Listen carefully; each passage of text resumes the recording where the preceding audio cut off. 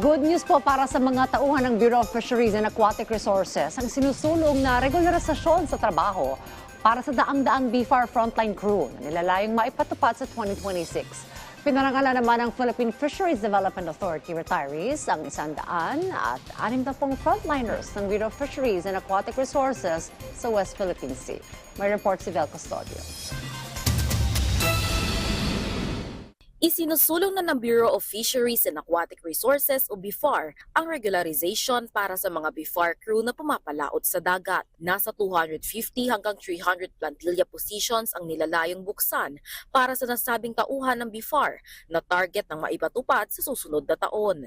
We are requesting na ating mga crew sa ating mga barko na sila po ay maging permanent lahat. Kasi alam mo naman kung ano kahirap. So, ngayon, may hinihintay tayo this year. Hopefully, kahit naman 50% na po, mailabas yung inyong mga... Siguro kung lalabas yung ating plantilla positions, dandahan po, magkaroon po tayo ng transition period. 25 taon nang pumapalaot sa dagat si Engineer Armilio Pagliawan. Aniya, nararapat lamang ang regularisasyon, lalo na para sa katulad niyang matagal na panahon ng naninilbihan sa bayan. Napakasaya po ganun kasi po ang iba naming mga kasama almost 10 years na GO at saka job orders. So kailangan ko talaga natin na mabigyan ng mga permanent position, lalo na po mga partner sa barko kasi po kailangan natin. Kasi mahirap po na nandun tayo sa laot tapos yung ating mga crew and officers ay hindi siya permanent. So ang liability po malaki. So yun ang pinakamaganda po na nasabi ni Director na sana po matuloy this coming year. Siyempre masaya kami at malaking tulong din sa aming mga job worker to be regular kasi nga siyempre yung para din sa namin pamilya lahat na para naman may asahan kami ganyan security. Layunin din ng regularization na mas mapalakas pa ang technical manpower kagaya ng marine engineers. Naka-request na sa Department of Budget and Management ang pondo para sa plantilla position sa 2026 budget. Ang pinakasuporta na kailangan nila ay yung masiguro yung kanilang tenure.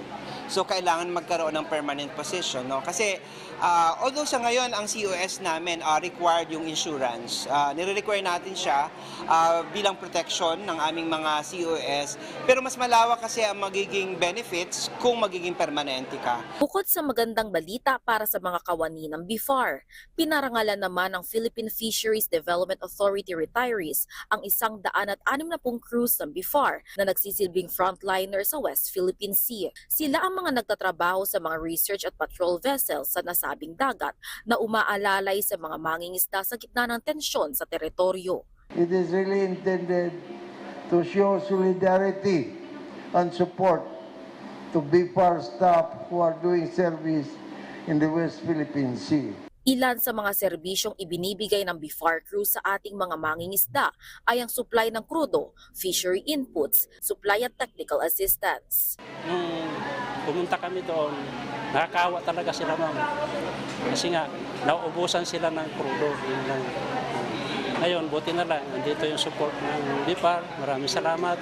At saka sa PDA, at saka kay President Marcos sa mga support. Sana po, request ko lang, continuous lang yung support natin sa kanila. Kami po sa mandato ng BFAR, patuloy pa rin po kaming pupunta sa West Philippine Sea upang matulungan namin ang mga mangingisda at suportahan sa kanilang kabuhayan doon sa West Philippine Sea. Bilang pagkilala sa kanilang tapang at serbisyo, namahagi ang PFDA retirees ang Christmas gift kits na water repellent bags, long sleeve shirts, mesh caps, water repellent vest at iba pang kagamitang pandagat sa mga tauhan ng BFAR. Sa simpleng pamamaraang ito ng PFDA ng pagkilala sa mga BFAR frontliners, nabibigyan pansin nito ang malaking sakripisyo ng mga mandaragat ng BFAR para sa serbisyo sa ating bayan. West Philippine Sea, yaman ko, yaman mo, yaman ng sambayanang Pilipino. Vel Custodio para sa Pambansang TV sa Bagong Pilipinas.